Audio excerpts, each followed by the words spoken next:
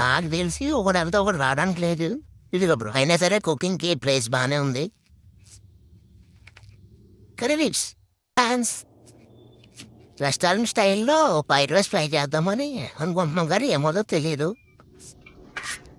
అలాగటికి ఇచ్చేద్దాం అనుకుంటున్నాను నేను. Airport boy Purna, airport boy Prasanna Kumar, airport boy బండి లోపల ఉన్నాడు.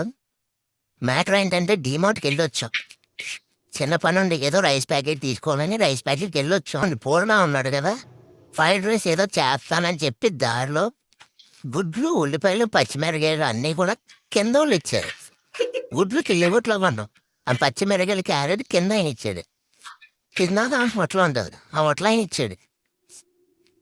ఇప్పుడు ఏదో రెస్టారెంట్ టైపు ట్రై చేస్తున్నానంట పూర్ణ. చూద్దాం టేస్ట్ ఎలా వస్తుంది ఏంటన్నది. మ్యాడ్ అయిపోతారు అందరూ.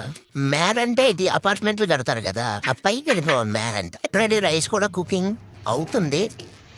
ఫుల్ మంది తెచ్చేసాడు బండి అన్న. తగ్గించాను. చాలా ఫాస్ట్గా సర్వ్ చేస్తాడు ఒక్కొక్కసారి. మంచి ఎందుకు వస్తారో కూడా తెలియదు.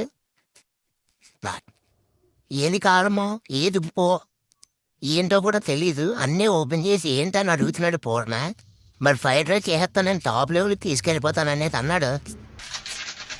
మనోడు చేసే ఫ్రైడ్ రైస్కి ఏంటి అడిగా బ్రో?